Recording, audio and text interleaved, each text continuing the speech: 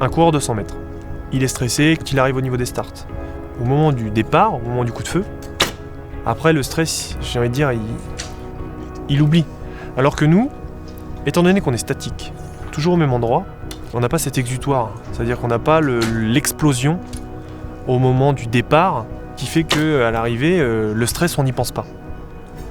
C'est-à-dire que nous, on tire une flèche, donc le stress, on l'a. Mais au moment où on libère la flèche, le stress, il reste présent. Parce qu'on est toujours au même endroit. Il n'y a pas un moment donné où je dirais il y a une décharge d'adrénaline qui fait qu'on va l'oublier. Et du coup, c'est ça qui rend la chose encore plus compliquée.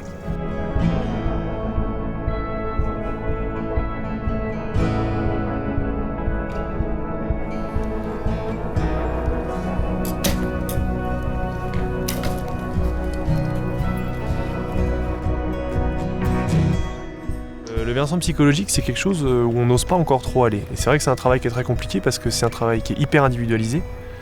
Et chacun gère une situation à sa manière.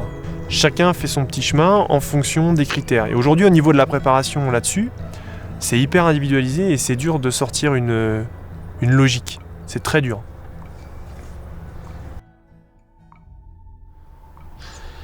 Souvent, quand on tire là-haut, on se met torse nu.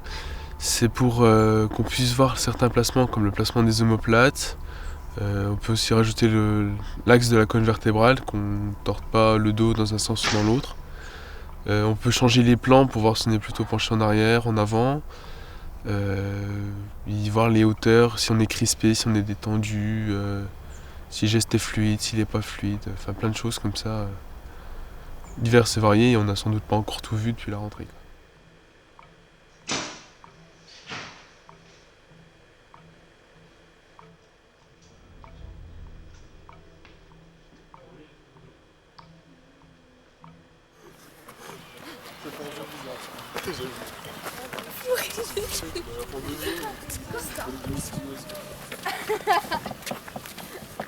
Être rigoureux, c'est tous les jours, dans la vie de tous les jours, et c'est permanent. On peut pas, si on est rigoureux qu'à l'entraînement, ça sera un peu moins efficace que d'être rigoureux quand on fait ses devoirs, que d'être rigoureux quand on va à une réunion ou quoi que ce soit, quoi. Il faut tout le temps être rigoureux.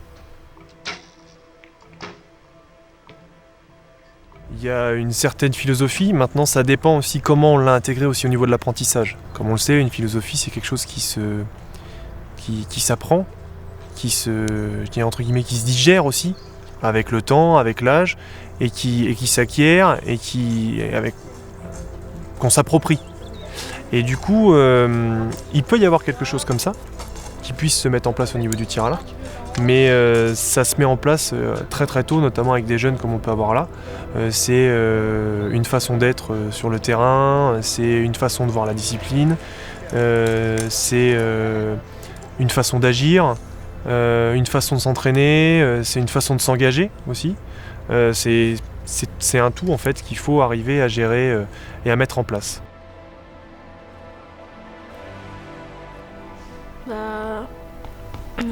Pas baisser au niveau de la technique et pas baisser non plus au niveau scolaire. Garder toujours garder bonnes notes. Bon niveau partout. Ouais. Garder un bon niveau, enfin surtout en études, parce que si on n'a pas de bonnes notes à l'école, on se fait virer pour l'école et c'est si on pas n'a très pas de bons résultats, on peut se faire virer pour le tir à l'arc. Ouais, c'est ça. Il faut avoir des bons résultats partout.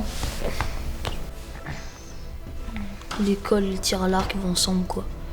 C'est deux paliers. Si on n'est pas bien au collège, on sera pas bien au tir à l'arc, et ça s'inverse.